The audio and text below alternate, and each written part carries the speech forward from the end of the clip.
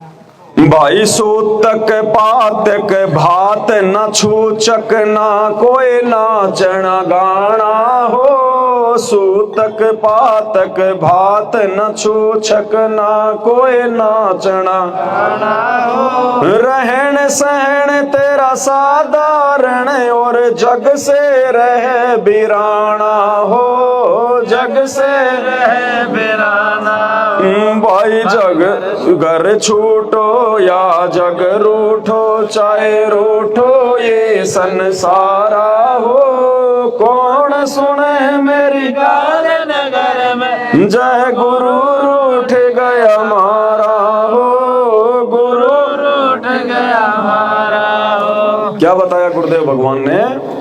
अगला नियम, सूतक पातक भात न छूचक ना कोई नाचना। परमात्मा कहते हैं कि साधु सोई जो सीधा चाले। भगत वही होता है जो जगत की बकवादों से हटकर अपने गुरु जी के नियम मर्यादा में रह के अपना सादा जीवन जिए, उससे परमात्मा प्रसन्न। अब जैसे कोई स्त्री है, शादी हो गई किसी की, ठीक है, अब वो लड़की अगर अपने पति के कहे अनुसार चलेगी तो वो उसको प्यार भी देगा, उसको सम्मान भी देगा। अब वो ब्याही तो आई अपने पति के, बात माने वो पड़ोसी की, तो वो पति उससे कभी भी प्रसन्न, घर में हमेशा झगड़ा ही। तो हमारी सगाई, हमारा रिश्ता हमारे गुरुदेव भगवान के साथ हो गया। हम आत्मा है, वो परमात्मा है, हम स्त्री हैं, वो पुरुष है।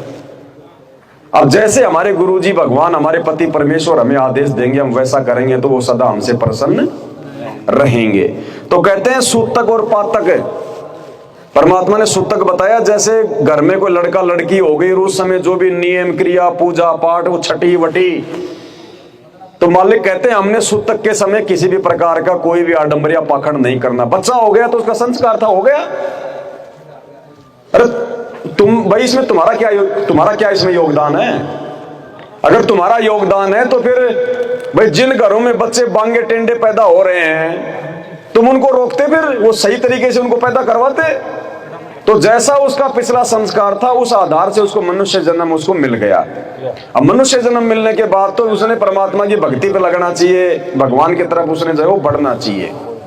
तो हमने किसी भी घर में या रिश्तेदारी में कोई बेटा या बेटी कोई पैदा होती है तो वहां आना जाना, उसके कपड़े लत्ते ले जाना, उसका छूचक छाचक भरना, उसका पेज पीढ़िया भरना, ये हमने बिल्कुल भी कुछ नहीं करना। ना कोई छठी की रात मनानी, ना गांव वालों को बैठा के हमने कोई ताशबाज खिलवानी है, और ना हमने जाना। मालिक कहते हैं बेटा जाया खुशी हुई बहुत बजाए थाड़। ये तो आना जाना लगा हुआ जू कीड़ी का नाड़। जैसे कीड़ी का नाड़ होता है, 20 कीड़ी आ रही है 20 कीड़ी जा रही है। तो परमात्मा कहते हैं बेटा ये तो सृष्टि का नियम है। दादा मर गया तो पोता पैदा हो गया, पोता मर गया मतलब फिर मतलब पोते ने जन्म ले लिया, वो बड़ा हुआ, फिर वो बूढ़ा हो गया, वो मरेगा, फिर उसके पोता पोती होंगे पैदा। ये तो आना जाना लगा हुआ है। तो हमने इस चक्कर में नहीं पड़ना, हमने तो इस चक्कर को समाप्त करना है। तो समाज की देखा देखी हमने बिल्कुल नहीं करना, अन्यथा परमात्मा का नियम टूटेगा, चाहे उसका कोई नुकसान है या नहीं है। अब कोई ये कहे कि यार क्या दिक्कत है भाई, उसका लड़का हुआ है, अच्छी बात है, खुशी की बात है, तो हमने कब कहा कि भाई ये दुख की बात है? तो फिर क्या दिक्कत है? फिर उसके अगर छठी की रात मन रही है, लोग वहां जाके ताश वाश खेल रहे हैं, तो फिर इसमें क्या दिक्कत है? अरे दिक्कत बहुत है भाई, जब ज्ञान समझ में आएगा तब पता चलेगा क्या दिक्कत है। सबसे बड़ी दिक्कत तो ये, आपने यदि अपने गुरुजी का वचन जो है तोड़ दिया, यानी गुरुजी ने आपको कोई नियम जो है वो बता दिया कि बेटा तूने ये नहीं करना, तो भक्ति मार्ग में नहीं करना। भले हमें उसका कोई लाभ मिले या कोई नुकसान मिले, हमें पता है या नहीं पता है, हम तो बालक हैं, हमने नहीं करना। अब कोई आदमी किसी रास्ते से आ रहा है और उधर कोई आदमी जा रहा है और वो कहते भाई तू उधर मत जाना रे। अब वो कहते भाई क्यों नहीं जाना? अरे मैं कह रहा हूं ना नहीं जाना, क्यों नहीं जाना? अब फिर भी अगर वो चला जाता है तो वो आदमी क्या पता उधर कोई सांप देख के आया हो, उधर कोई मतलब भेड़िया देख के आया हो, और वो समझाने के बाद भी चला गया तो उसको क्या पता वो खा जाए, उसको काट जाए। तो हमने संकेतों को समझना चाहिए कि उसका क्या फायदा जो मना करेगा। भाई उसका मेरा क्या लेन देन है, वो क्यों मना कर रहा है, जरूर कोई न कोई बात है। तो इसी प्रकार सतगुरुदेव भगवान जो होते हैं वो अंतर्यामी है, आगे पीछे की हमारे सब कुछ वो जानने वाले हैं कि भाई कौन सी बात में हमारी भलाई है और कौन सी बात में हमारा जमल के नुकसान होगा। तो हमने संतों की बात को मान लेना चाहिए। तो हमने किसी भी सूतक और पातक में संयोग तो सूतक तो हो गया जैसे जब इंसान का जो होता है जन्म, जो भी उसकी जो क्रियाक्रम होता है उसको कहते हैं सूतक। और पातक का मतलब गुरुजी ने बताया जब इंसान की जब मृत्यु होती है उस समय जो क्रियाकांड किया जाता है उसको कहते हैं पातक। तो सूतक और पातक में हमने किसी भी प्रकार का कोई भी सहयोग नहीं करना है। सूतक पातक भात न छूचक, अब ये परंपराएं पड़ी हुई हैं। सिर का दर्द, भाण की बेटी की शादी आ गई, अब नाना या मामा जाएगा भात भरने। क्यों भाई, अब क्या करना वहां पे? अरे ब्याह शादी वो करेंगे, कहीं और कर रहे हैं, कहीं की बारात कहीं आएगी कहीं जाएगी, किसी की लड़की किसी का लड़का, वो नाना या मामा जाके क्या करेगा वहां पे? एक परंपरा बनी हुई है। वो पाटड़ा ले आओगी हैं, फिर 5-10 लोग यहाँ गीत गाती हुई आएंगी, चोपड़ा चापड़ा सब कुछ लाएंगी, सिर पे वो मटका उटका रख के आएंगी। बोले हाजी भातियों को बुलाओ, वो भाती जो 5-10 आए हुए हैं वो आएंगे, अपनी वो मतलब संदूक साथ में लेके आएंगे। वो बहन उसको पाटड़े पे चढ़ाएगी, बहन उसकी पूजा करेगी, उसकी तिलक निकालेगी, जवारी करेगी। किस लिए? कि भाई जो है मतलब कि खुश होके और कुछ दे दे। बताओ, भीख मांग रही है वो। और परमात्मा ने बताया यदि हम तिलक निकलवाते हैं तो वो होता है पूजा करवाने में। तो भगत ने अपनी पूजा नहीं करवानी ना, भगत ने बात में कोई पाटड़े पे चढ़ना है। भाण के जाना है तो वैसे चले जाओ, मदद करनी है तो वैसे मदद कर दो। वो लोग दिखाओ ड्रामा करके हमने मदद नहीं करनी। ये लोगों की फालतू की ये परिपाटी है। अरे जिन बहनों के भाई नहीं होते, जिनके भात नहीं भरे जाते, तो क्या उनके बेटा बेटियों की शादी नहीं होती? क्या उनकी शादी नहीं होती?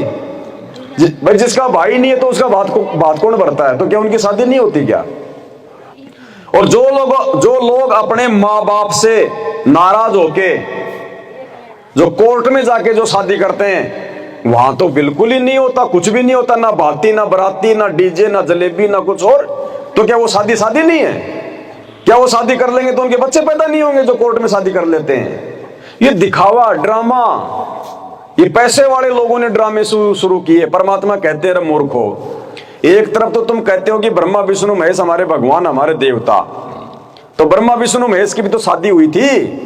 ब्रह्मा जी ने सावित्री से शादी की, विष्णु जी ने लक्ष्मी से और शंकर जी ने जो है पार्वती से। अरे उनका इतिहास तो उठा के देखो, देवी पुराण है, श्रीमद देवी भागवत पुराण है। जब ब्रह्मा विष्णु महेश की शादी उनकी माता दुर्गा जी ने करी समुद्र मंथन के दौरान, अरे तो बताओ कौन भाती था, कौन बराती था, कौन डीजे बजा रहा था, कौन हलवाई आया था, कौन जलेबी तार रहा था? बताओ क्या था? कुछ भी तो नहीं था। समुद्र मंथन में 3 लड़कियां निकाली, सबसे बड़ी दे दी ब्रह्मा जी को, जा बेटा अपना घर बसा। बीच वाली दे दी विष्णु जी को, जा बेटा अपना घर बसा। सबसे छोटी वाली दे दी शंकर जी को, जा बेटा अपना घर बसा। अरे जब हमारे भगवानों ने कोई ड्रामे नहीं किए तो फिर हम क्या ड्रामे कर रहे हैं?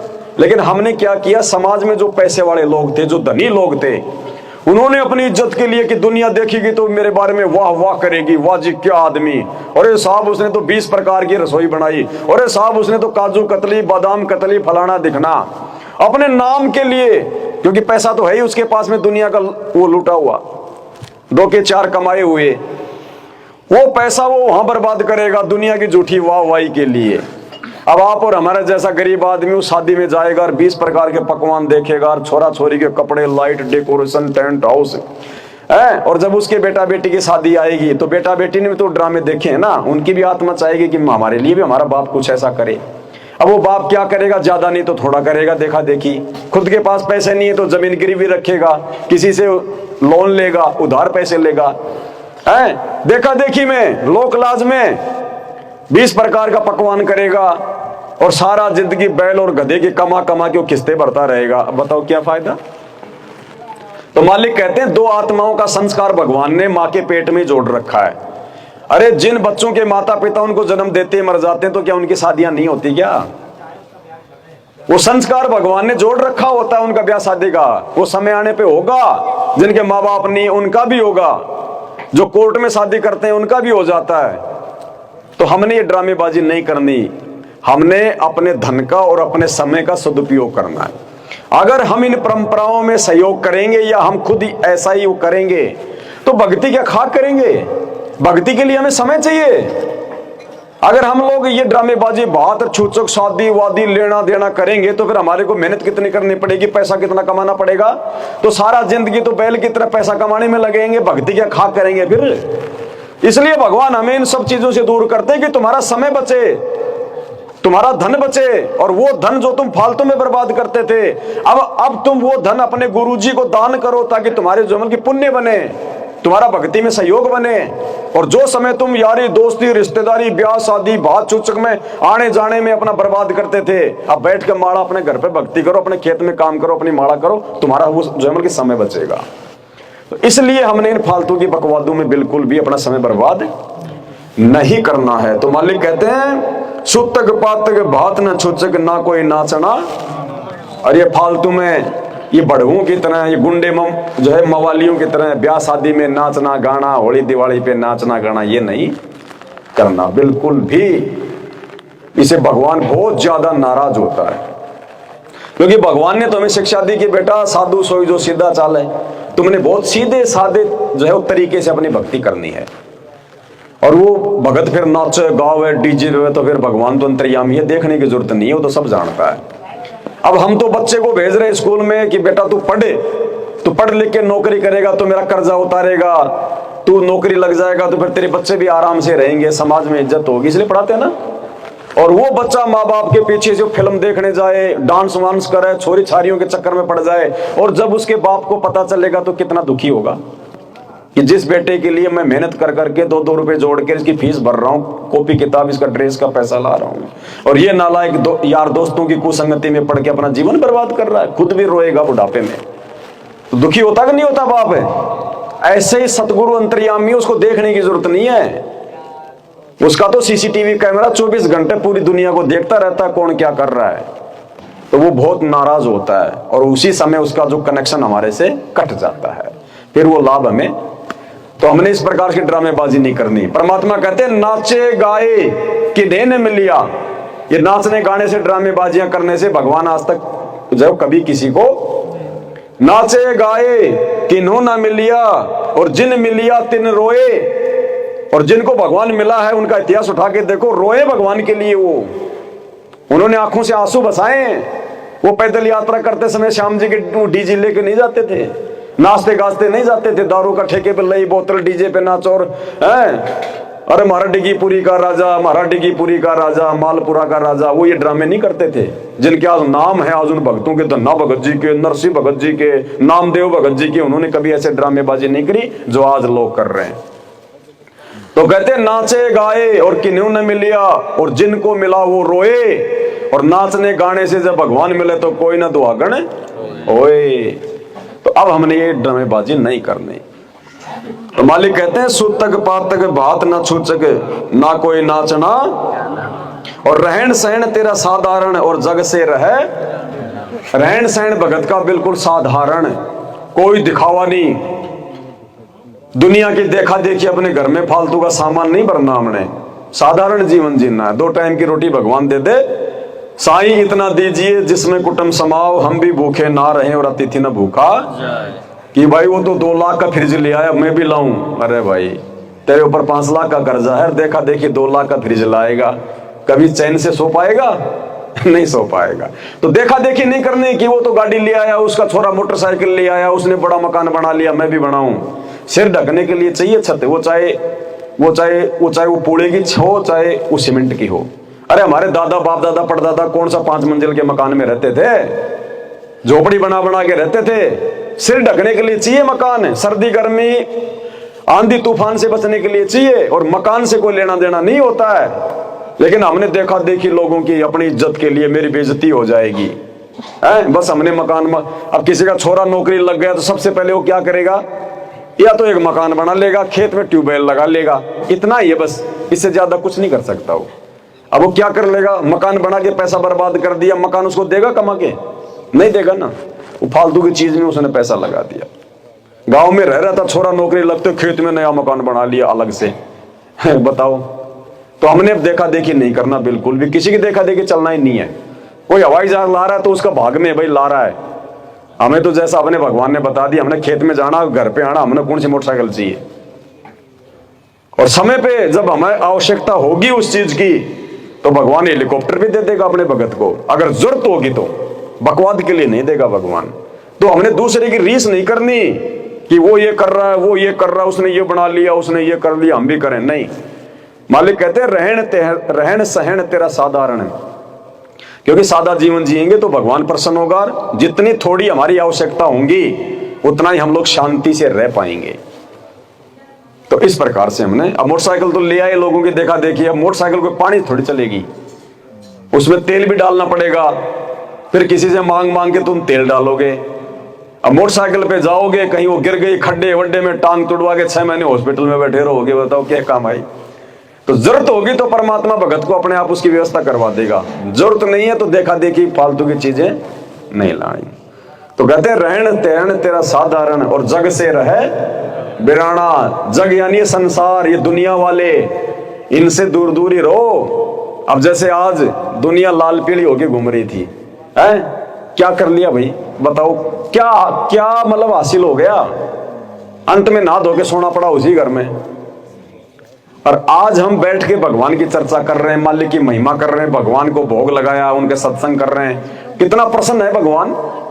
जब वो आपत्ति और विपत्ति का समय आएगा तो भगवान उनकी रक्षा करेगा, उनके साथ रहेगा पल पल। जो आज इन फालतू के चोचलों से दूर होकर भगवान को जो मिल के प्रसन्न कर रहे हैं, और आज ये लाल पीले मुंह करके घूम रहे हैं ना, ये देखना यूं भगेंगे कभी इधर कभी उधर, एक एक दाने के लिए। क्योंकि परमात्मा कहते हैं कि भैया दुख में सुमरण सब करे और सुख में करे न कोई। आज ये खुशी का दिन था, आज ये सुख का दिन है, और उस सुख के दिन को दुनिया वाले तो लाल पीले होके फालतू में शराब बीड़ी खा के मुर्गा बकरा काट के लाल पीले होके दुनिया को अपने घूम रहे हैं। और आज हम भगवान की चर्चा कर रहे हैं, परमात्मा को याद कर रहे हैं। तो कहते हैं दुख में सुमरण सब करे और सुख में करे ना। जब दुख आएगा, जब तो ये दुनिया वाले भगवान याद करेंगे, भगवान हे परमात्मा, हे बालाजी, हे फलाजी। कहते दुख में तो सुमरण सब करे और सुख में करे ना कोई। आज सुख में आप और हम कर रहे हैं सुमरण। हम जितने भी संत रामपाल जी के भगत हैं, आज हम सुख में सुमरण कर रहे हैं, और ये सुख में दुनिया वाले क्या कर रहे हैं, बकवाद है। तो कहते हैं सुख में सुमरण कोई न करे और दुख में करे फरियाद। कहे कबीर उस भगत की फिर कौन सुने फरियाद। जब उस पर आपत्ति आवेगी तो फिर भगवान नहीं सुनेगा। फिर सुख में तो तू मौज मस्ती और दुख में तने भगवान याद आवे, फिर भगवान नहीं सुनता। फिर तो भगवान उस समय उनकी सुनेगा जो आज सुख में भी भगवान को याद कर रहे हैं, सुख में जो भगवान को भूलते नहीं है। तो ये काम पूरी धरती पर केवल संत रामपाल जी के ही भगत कर रहे हैं। तो आने वाले समय में जो युग परिवर्तन का समय 2028, जब दुनिया में त्राहिमाम मचेगा आगामी 3 वर्षों में, उस समय, उस आपत्ति के समय में संत रामपाल जी के भगत ऐसे रहेंगे। बिल्कुल परमात्मा आपत्ति नहीं आने देगा। काल और काल के दूतों को किसी भी परेशानी को भक्तों के घर के आसपास भी नहीं फटकने देगा। और दुनिया वाले हाय तौबा, हाय मर गया यूं करते हुए हंडेंगे। तब हमें एहसास होगा कि हाँ, भगवान का एक एक वचन सत्य है।